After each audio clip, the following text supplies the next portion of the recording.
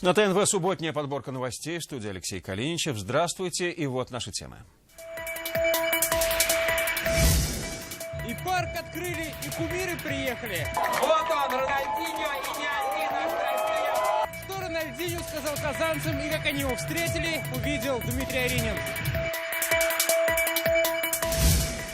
Татарский колорит на астраханских полях. Нам не очень сложно сюда приехать, тем более у нас прохладно, у вас так комфортно, хорошо. О федеральном Сабантуе в долине арбузов. Салават Махмадуллин. Не зайти и не заехать. Срок подходит, потом опять что-то немножко, потом опять что-то немножко. Какими способами дольщики жилищного комплекса «Эталон» добиваются своего новоселья, увидел Рамиль Шайдуллин. Девочки с косичками и в классике. Чем ярче хвост, тем больше вероятности, что нас заметят на дороге. Как мотоциклисты привлекают к себе внимание, чтобы обезопасить себя. Альбина Минибаева.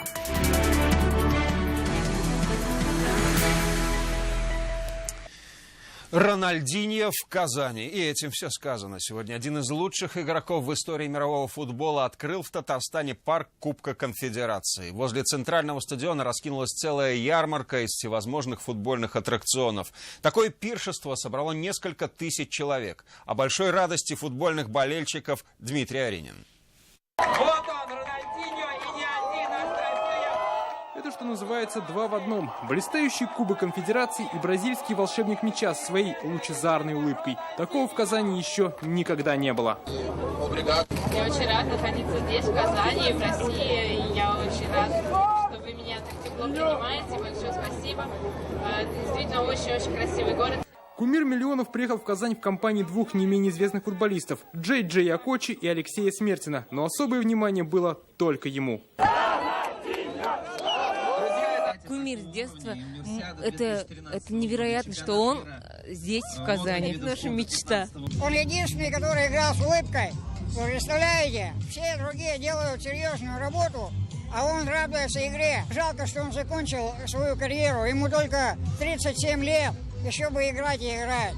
Мэр Казани Ильсур Метшин, кажется, тоже большой поклонник Рональдиньо. Сегодня он взял у него автограф и помог это сделать другим фанатам. И потом на пару с Рональдиньо открыл парк Кубка Конфедераций. Парк открыт.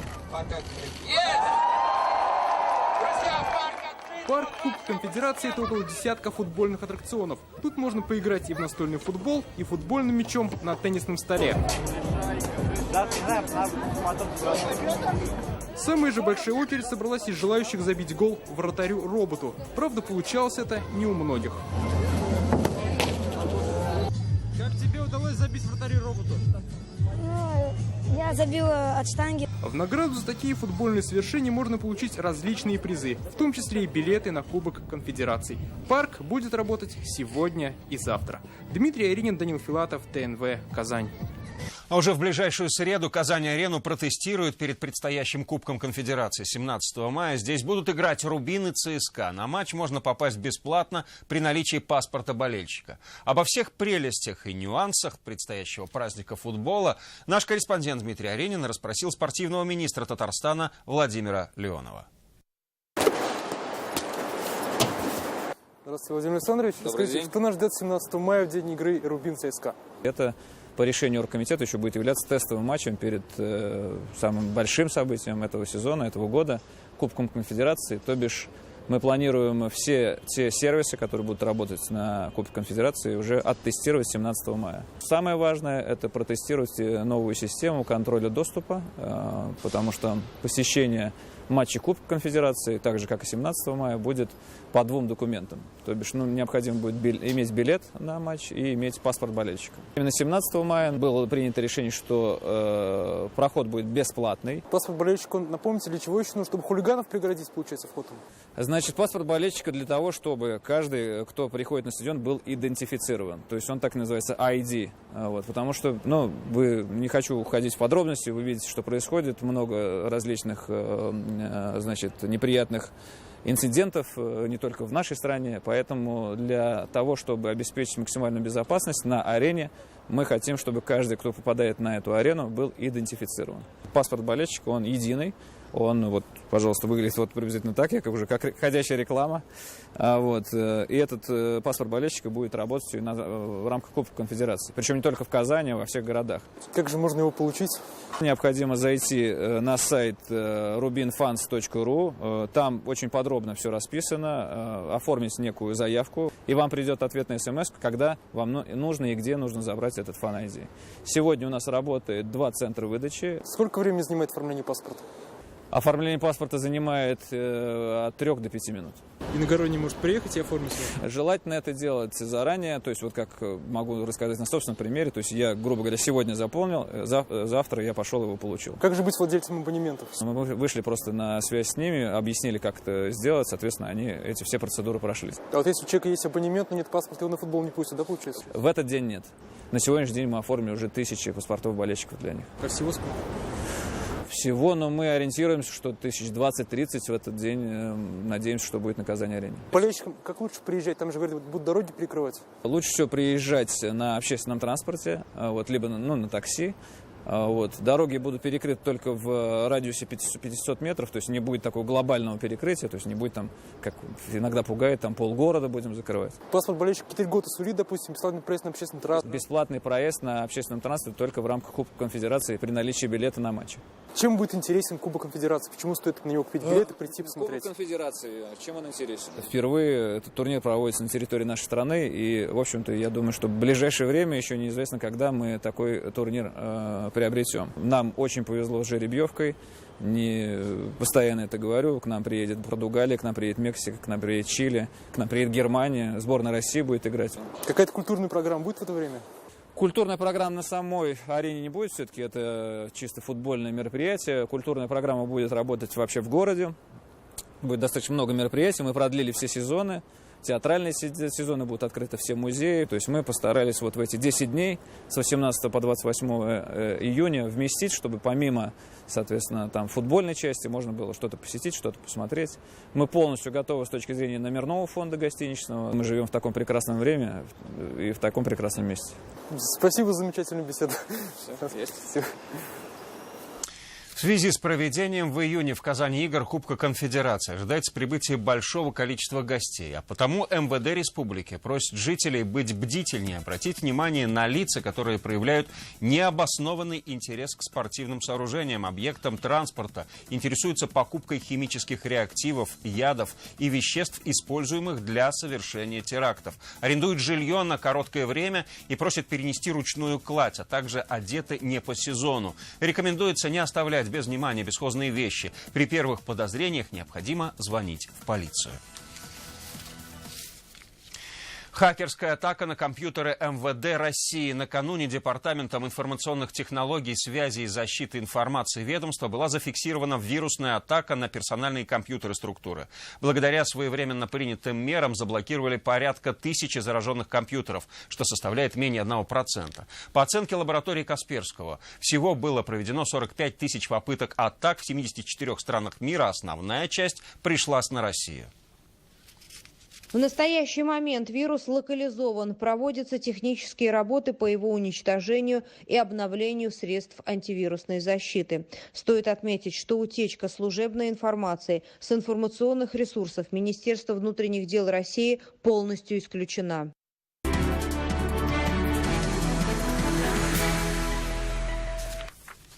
Сабантуй начинает свое шествие по городам России. Сегодня он прошел в Астраханской области и практически дал старт празднованию по всей стране. Сюда съехались гости из 44 регионов. На праздник приехал президент Татарстана. Прежде чем поздравить астраханцев, Рустам Минниханов успел открыть памятник Мусе Джалилю. Всю палитру национального торжества представит Салават Мухаммадуллин.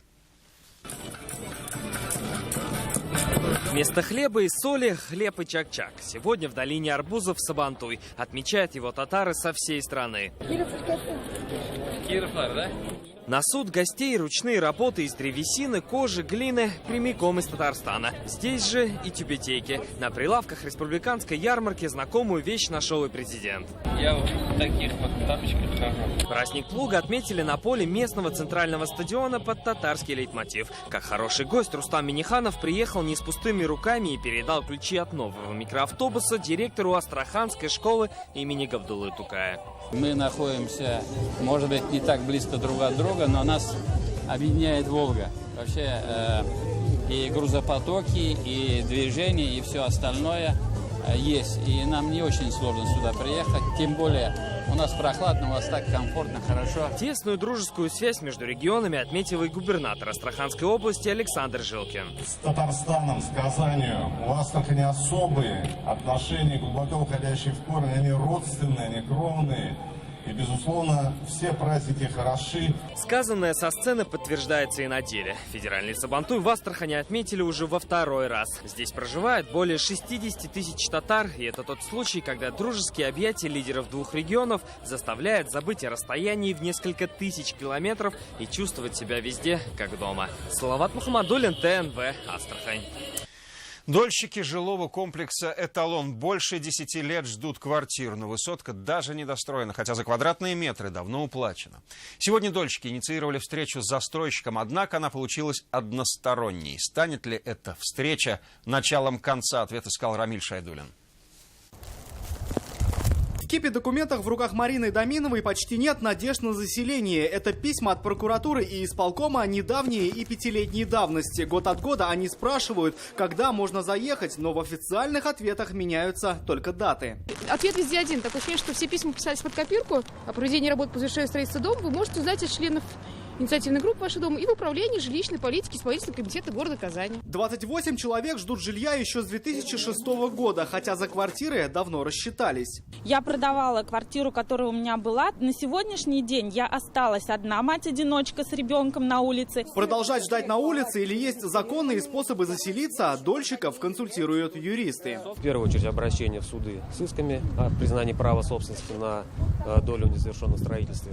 Дольщики считают, в новостройку не заехать, потому что в подъезде есть некие косметические недоработки. Но стоит дом обойти, и становится ясно, проблемы, они не только внутри. Обшарпанные стены и побитые окна. Вопросы есть и к подрядчикам, и застройщикам. Сегодня на встречу они не пришли, на связь вышли по телефону. Обещают рассчитаться друг с другом, и лед тронется. Обязуется перечислить буквально в понедельник, наверное, 50% требуемой суммы, а требуется сумма 5 миллионов 600. За 16 лет высотка на Читаева переходила от фирмы к фирме. Последняя сдать жилье обещала 2 годами ранее, не смогла. Новая надежда на обещанное погашение долга. Рамиль Шайдуллин, Рамзиль Гарибов, ТНВ, Казань. Спасение людей, попавших в ДТП, ликвидация пожара и первая медицинская помощь. Все как у профессиональных пожарных. Добровольные дружины республики соревновались в мастерстве. За главный трофей, пожарную машину, боролись 44 команды. Самой подготовленной пожарной дружиной оказалась бригада из Высокогорского района. Руководство МЧС подчеркнуло, что каждый третий пожар тушится с участием добровольной дружины. И в этом году они выезжали наполовину из всех произошедших огненных ЧП. В 2017 году они первыми прибыли на пожары более 200 раз. Прибыли до приезда профессиональных подразделений федеральных или республиканской противопожарной службы. Каждый выезд – это у нас что-то экспериментальное, что-то новое. Кадры решают все. В этом уверены и в компании «Транснефть Прикамье». В стенах Канашского транспортно-энергетического техникума они провели конкурс «Лучший по профессии». Какие призы ждали победителей и что должен уметь лучший работник компании по транспорту нефти, узнал Салават Мухаммадуллин.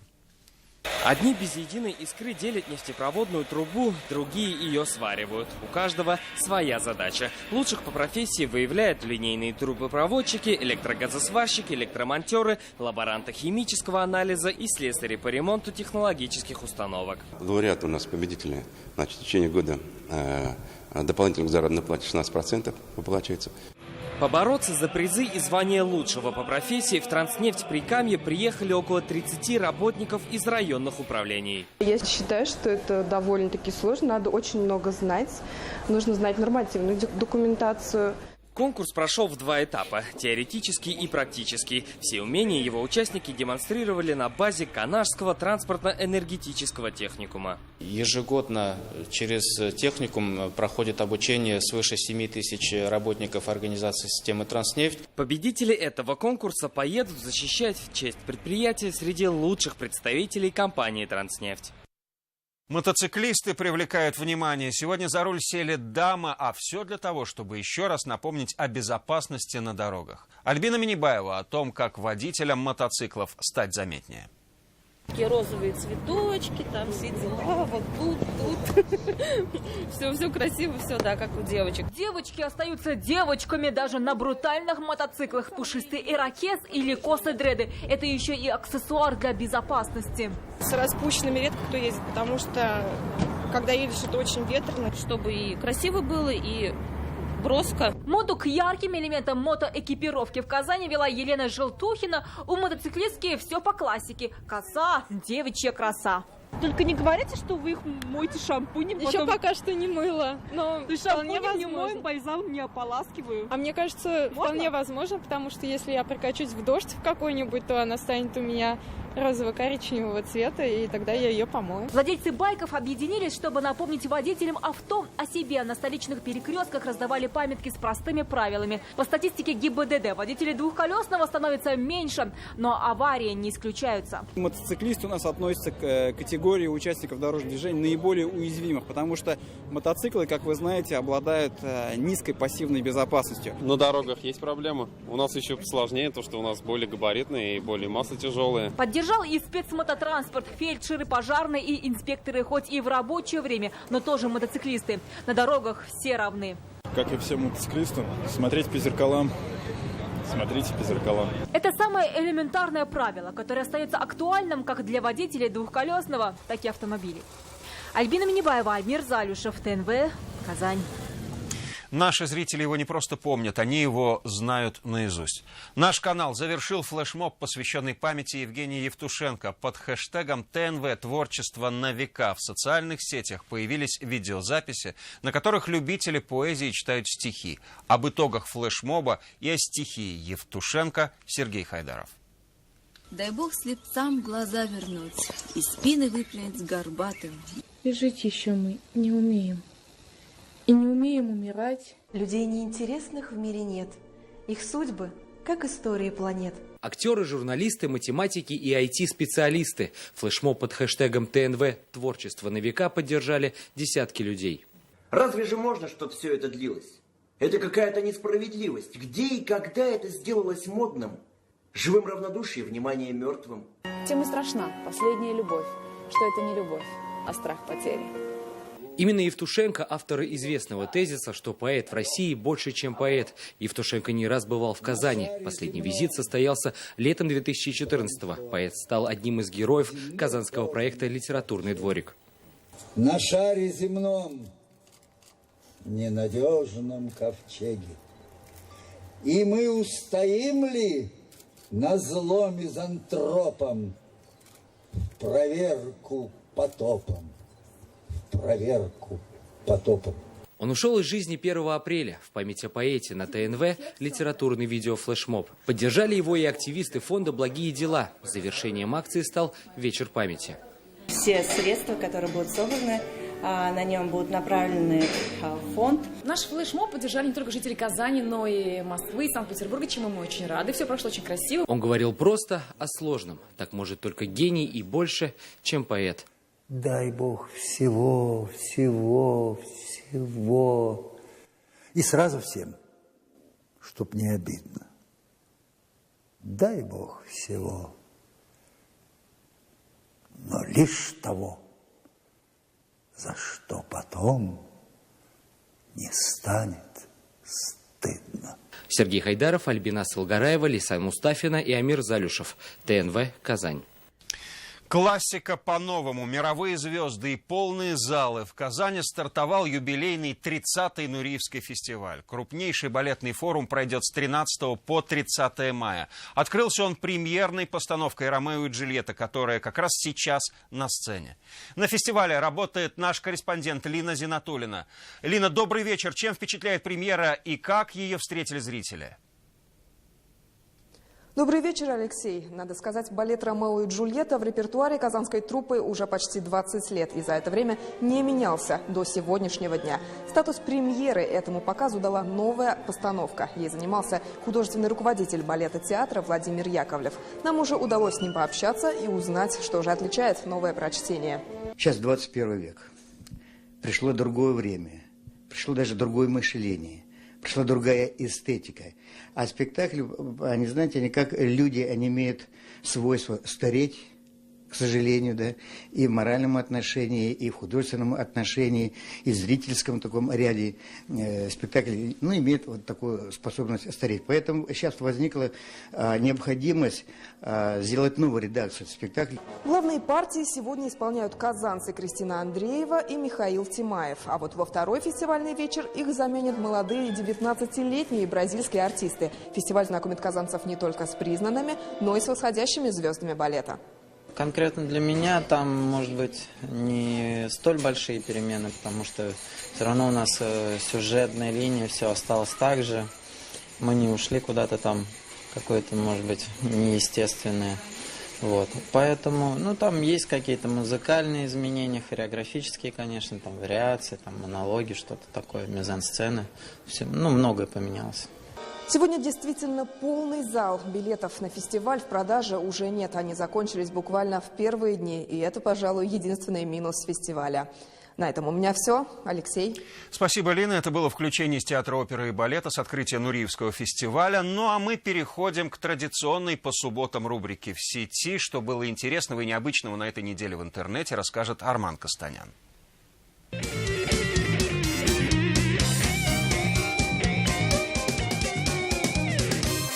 Всем привет! Обычно, когда люди в холод одеваются легко, говорят, на улице не май месяц. Но сейчас-то уже май месяц и хочется одеваться легко, шортики, футболочка. Но погода не дает нам этого сделать. Согласитесь, погода так себе. Дожди, кап, кап. Это у нас дождь, а в Москве-то вообще снег. Вы представляете, снег в мае?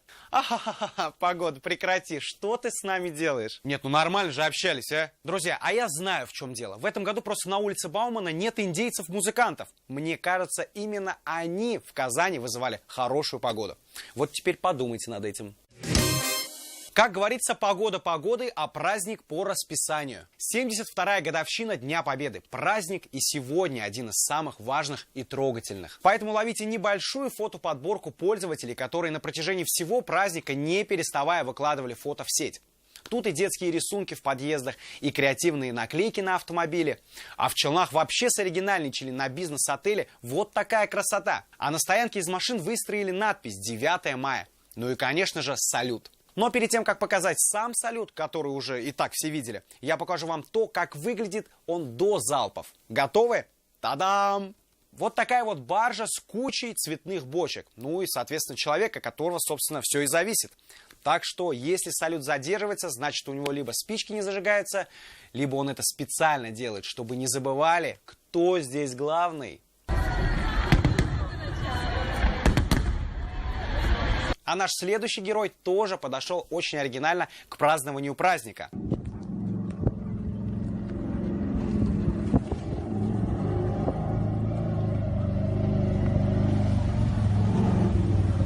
Как проехать на Берлин? Куда? А что случилось? С 9 мая! Просто чувак выехал из своего двора на танке. С 9 мая! Ну и хорошо, что у каждого такого богатыря есть жена, которая не просто коня на скаку остановит, но и танк мужа. Ну а сейчас пришло время для нашей постоянной рубрики «В сети с президентом». В инстаграме Рустама Минниханова сразу появляется салют. Фотографии с празднования Дня Победы, и сам президент, конечно же, поздравляет татарстанцев и россиян с этим прекрасным праздником. Уже стало традицией проводить в День Победы акцию «Бессмертный полк», и Рустам Минниханов принял в ней непосредственное участие. Также на этой неделе он открыл детский турнир по футболу. Один из пользователей в комментариях заметил, что галстук президент выбрал под стенд. А вот следующий подписчик отметил, что самое главное – это дети и внимание к ним. Многие после просмотра этого видео скажут, что справедливость восторжествовала. А в сети это видео прозвали так – где-то в параллельной вселенной.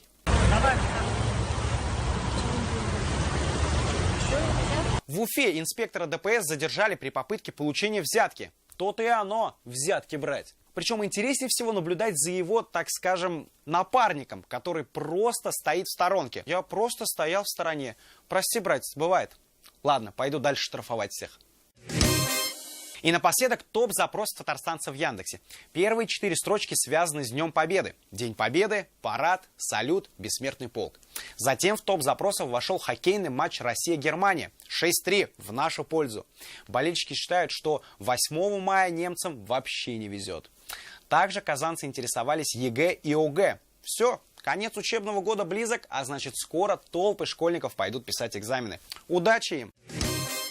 На этом сегодня все. Присылайте свои новости, комментируйте, будьте в сети. И установка вам всем, друзья, на выходные. Одевайтесь теплее, а то погода вообще непредсказуемая. Пока!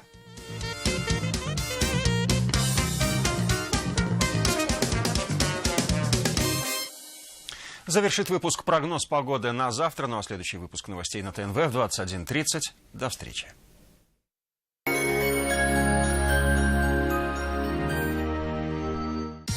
Ансамбль танца «Казань». 20 лет на сцене. Новая программа. Историко-хореографический спектакль «Великий шелковый путь». 17-18 апреля и 21-22 мая в Театре Камала. Билеты в продаже. 21 мая вся Россия приезжает. Юбилейный караван. В Татарстане будет он. Будут песни и обряды. Всех в Никольском видеть рады. От болезней на растениях вам поможет Ризоплан. Россельхозцентр, Казань, 277 82 29. Корстон и Припати Холл представляют 20 мая. Артик и Асти. В эту ночь тебе все можно. Подробности 279 30 79. Запрещено для детей. Внимание! Срочная ликвидация склада новых Nissan. Скидка 180 тысяч не предел. Подробности в автоцентре Марка. Звони 4 пятерки 3 единицы. Весь май в Мебельграде распродажа. Скидки на 100% мебели. Данила Мастер. Скидка пенсионерам 30%. 202 38 32.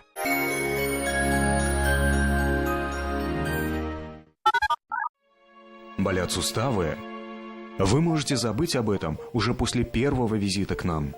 Клиника Движения Плюс, Казань Вишневского 2А, телефон 225 28 25, 225 28 25. Юбилейная международная выставка «Газнефть. Технологии» и Российский нефтегазохимический форум. 400 компаний России и стран мира. Деловая программа с участием ведущих экспертов отрасли с 23 по 26 мая в ВДНХ Экспо.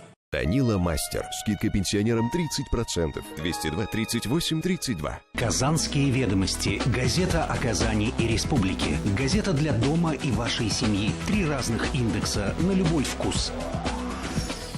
А еще подписчики казанских ведомостей могут подать бесплатное объявление. Кто против, я за.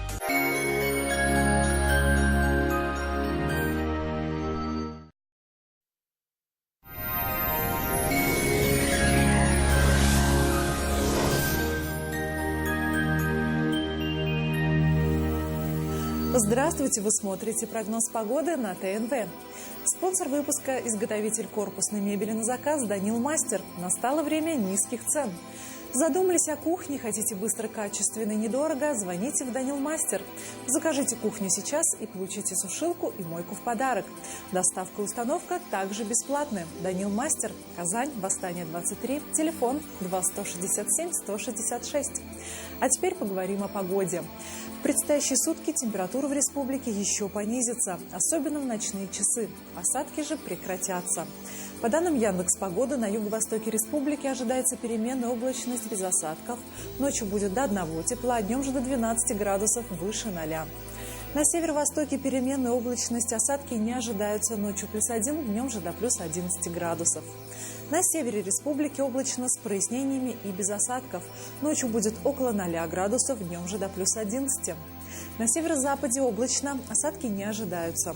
Ночью похолодает до 1 градуса мороза, днем же температура воздуха составит плюс 10 градусов. На юго-западе республики малооблачно, ночью +1, днем же до 12 градусов тепла. В центральном районе республики переменная облачность и без осадков. Ночью +1, днем же плюс 11 градусов. В последующие сутки существенных изменений в погоде не ожидается. В Казани в предстоящие сутки будет облачно и довольно прохладно. Ночью до 1 градуса тепла, днем до плюс 11. Ветер северо-западный умеренный. Атмосферное давление составит 763 миллиметра ртутного столба. Влажность воздуха 63%. Магнитное поле Земли спокойное. На этом наш выпуск завершен. В студии была Маргарита Павлушина. До свидания.